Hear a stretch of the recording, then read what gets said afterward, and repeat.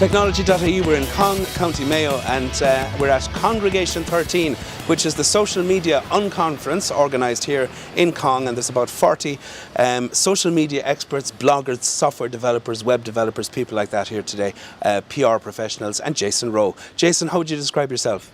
I guess I'm a technologist, I guess is the best way to describe me. I'm a bit of a blogger. I've been on social media for a long time, and I'm more of an advocate than anything else. Now, everyone that's come here today has prepared their paper, their submission, put a blog post in to be their submission to the conference. Jason, yours is about an incident which happened to yourself and an encounter you had with Ryanair, which some people may remember. Fill us in, remind us again what that was about. So in 2009, I found myself in a very strange situation where a very small and seemingly insignificant blog post about a problem that I found on their website blew up and ended up on CNN and most of the bigger kind of publications around the world.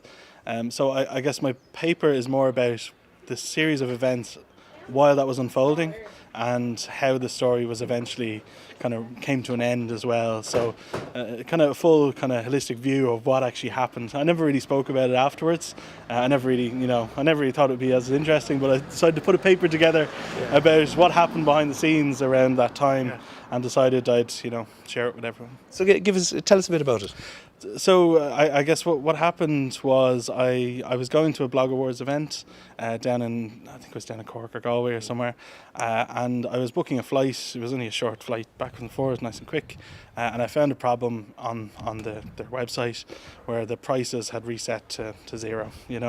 And now you couldn't at the time, you couldn't book the flight or anything like that, but I decided to put it up on my website, my blog, share it, tell people about it. The only way to contact them was a premium phone number, so I said I'll share it this way. And then the staff, some Ryanair staff were very passionate, came on to the blog and kind of made lots of remarks. Some about what was going on, some about just very random stuff. Remarks of an aggressive and personal nature in some cases. They were somewhat aggressive. They were somewhat personal. So colourful as I'd like to describe them. And they kind of escalated over time. But I'd identified that they were coming from the airlines, offices. I kind of highlighted that to the group, and that's when the story took off. Right. So it became less about the small thing that it was, and it became very much around, people are attacking customers, or staff are attacking customers.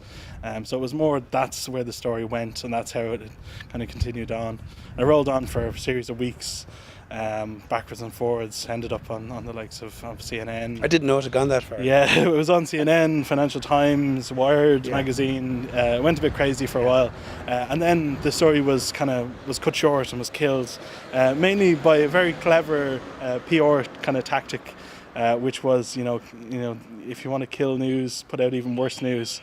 Right. So around the same time, they put out an article saying that they're going to start charging for the toilets. Right. Okay. And that's around that time the story died and it was cut off, and then everyone was onto that. So that's what went down. It's since then, of course, it's interesting, and of course, you didn't engage much with it at the time. It had a life of its own, and it was, but it was interesting, and it was seen as, I suppose, if you like, the real case or the real example of Ryanair's attitude to customer service and to media, and not so much media but customer relations, really. I think it was more what it highlighted to me was the media reaction towards the company at the time, and it was people were kind of very much trying to demonstrate the frustration, and that came across very clear.